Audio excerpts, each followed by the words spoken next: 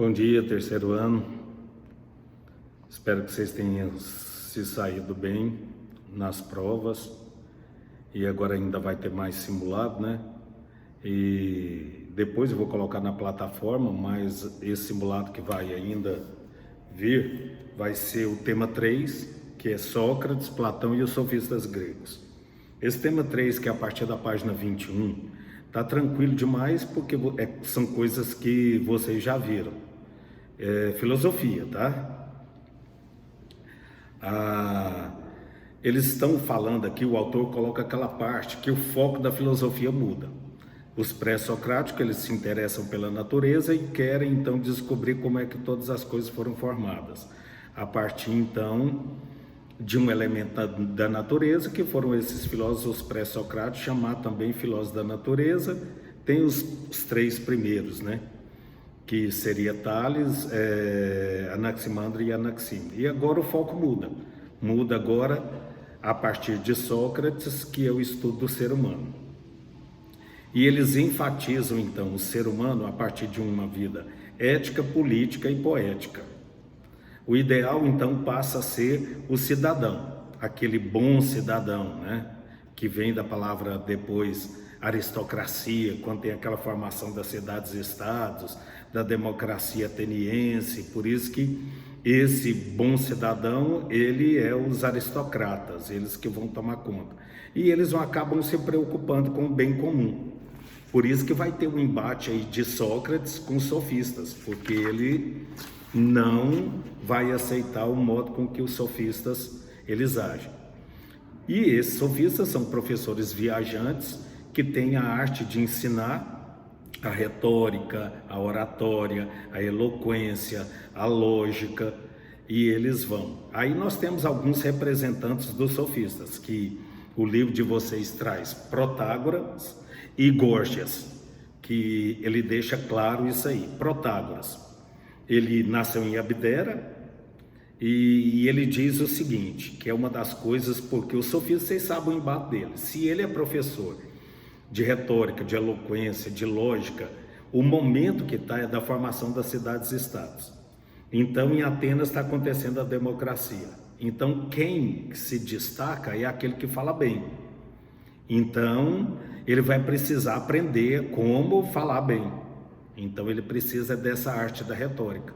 E esses homens cobram, e os pais querem ver seus filhos bem, então eles vão pagar para isso.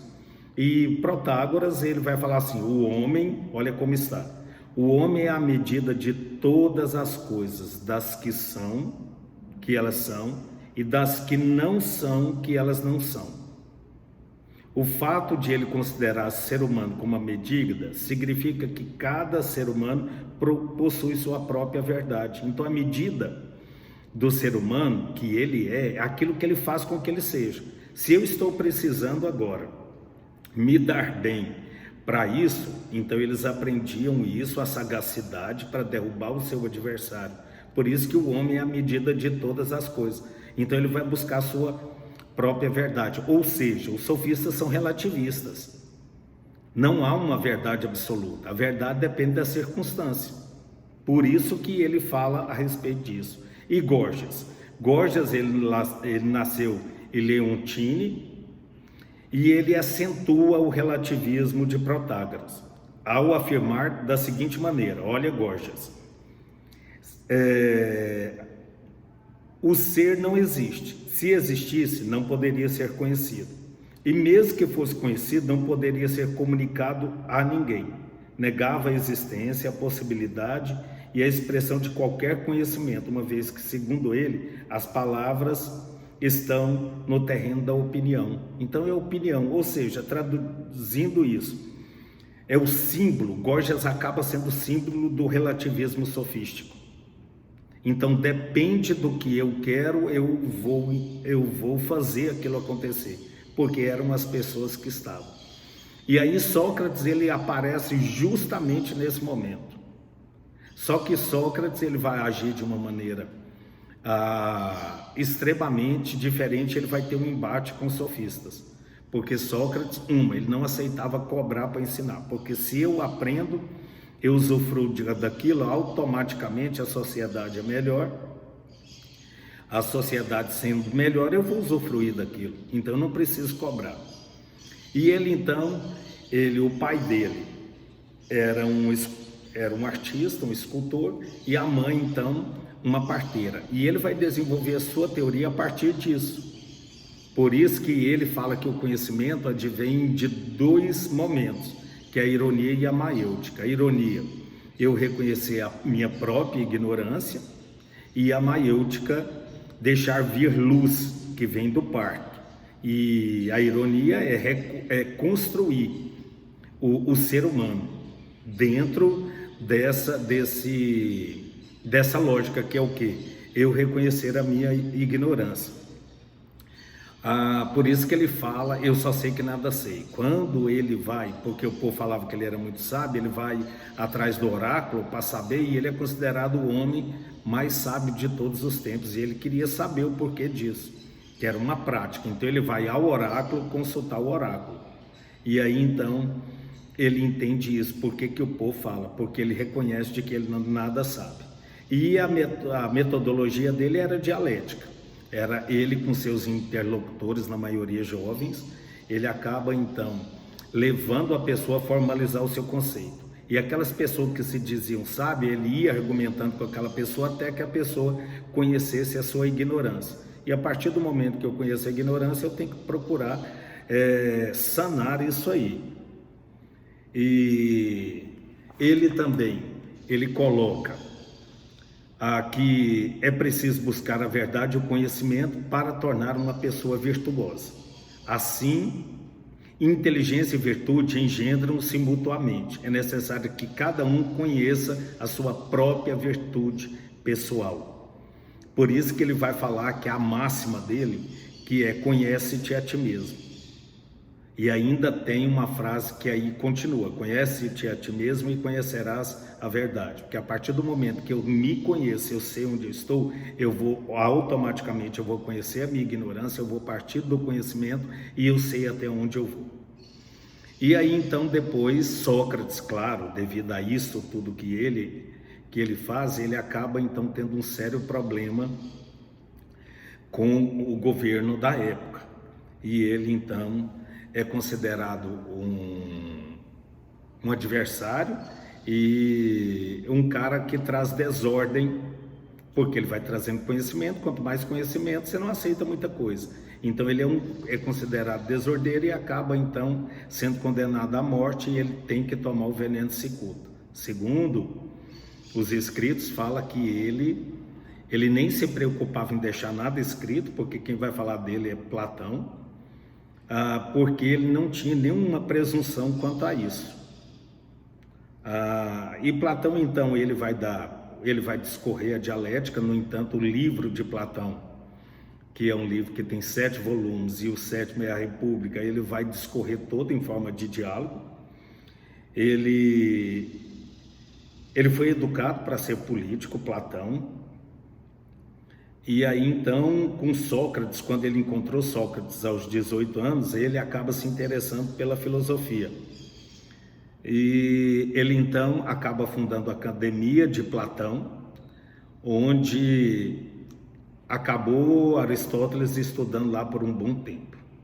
E ele então, um método filosófico desenvolvido com base de ensinamentos, foi no ensinamento de Sócrates. E ele dizia que tinha então a teoria das ideias e a teoria das formas de Platão. E essa é a chamada dualismo platônico, porque ele vai falar que existem dois mundos, o mundo sensível e o mundo inteligível. Então, o que é o mundo sensível? Para ele corresponde ao plano do mundo material, do constante movimento que reconhecemos como realidade. Esse é o sensível. O mundo inteligível, ele vai falar que esse é o ideal, que é o mundo das ideias, é o que elaboramos sobre o que nos circuncida. A dimensão do que é preservada apenas é a essência das coisas, a imobilidade do ser. Então, segundo ele, para o conhecimento verdadeiro seria alcançado, nós temos que deixar o mundo sensível e passar pelo mundo inteligível, que é o mundo das ideias, que esse sim é o perfeito. Então ele vai dizer que eu tenho que superar esse mundo sensível, porque o mundo sensível é o mundo das aparências e ele engana. Então você não tem condições de chegar a essa verdade. E depois ele vai relatar, muito bacana aí, a alegoria da caverna, aonde ele vai falar daquele povo que estava acorrentado, de costas para a abertura da caverna, onde ele só tinha uma visão do que era sombras, mas para ele aquilo não era sombra, aquilo era a verdadeira realidade. E para eu ter o conhecimento, era como o mundo que estava ali. Se eu estou aprisionado, eu tenho que quebrar os grilhões e sair. Se eu for sair, eu vou me deparar com o que é verdadeiro. Por isso que a pessoa, quando ela consegue se desvencilhar da caverna, que ela quebra os grilhões, ela vai ter um contato com o sol quando ela sai, que ela vê o mundo, as vistas dói. Por quê? Porque está vindo conhecimento. Essa é a analogia. Então eu tenho que sair desse mundinho meu fechado e abrir. É claro que eu vou pagar, porque quando ele volta para tentar salvar os outros, um monte de pessoas não aceitam. E outros podem aceitar e querer sair. Isso é o cotidiano nosso, a gente sabe disso. E aí o que mais pega, que agora vai ser um pouco assim, eu vou ler essa parte onde ele vai falar de uma cidade ideal. Então, olha aqui, prestem atenção. Platão refletiu também sobre a melhor forma de organização política para cidades e estados. De acordo com a sua filosofia política, a cidade é formada por 3 partes. Olha aqui. As classes sociais, essas 3 partes correspondem às classes sociais da cidade. E cada uma delas caracteriza por uma virtude. A virtude da classe produtora é a temperança. A virtude da classe dos vigilantes, guerreiro e fortaleza. E a virtude da classe dos filósofos é a sabedoria. Então eu tenho essas 3 partes que correspondem à sociedade. Então Platão, ele acaba propondo uma prática política aristocrática, que é Aristói, aquele que eu falei anteriormente, que esse Aristói significa os melhores, os mais bravos e os excelentes. Esses sim que deveriam governar. E aí ele vai escrever a República, onde é assim, é a descrição de uma utopia, um estado ideal, imaginado para exemplificar que o filósofo entende como a sociedade perfeita. Não se trata, portanto, de um manifesto, ou seja, de um programa ou uma carta de intenções propondo um projeto a ser realizado. A verdadeira política, portanto, deveria cuidar da alma. E isso a diferencia de uma falsa política, que teria um objetivo de o prazer do corpo e a garantia de vantagens, geralmente de ordem material. Se nós pelo menos pegássemos um pouco dessa política de Platão no que ele retrata em A República, né? Eu acho que melhoraria muito. Você desvencilhar daquilo que é essa busca material para se dar bem com vantagens pessoais. Então, fica aí. Eu coloquei muita questão, mais questão de Platão, tá? Platão, um pouco desse início da filosofia, essa briga aí que tem dos sofistas e Platão, tá? Um abraço e até breve.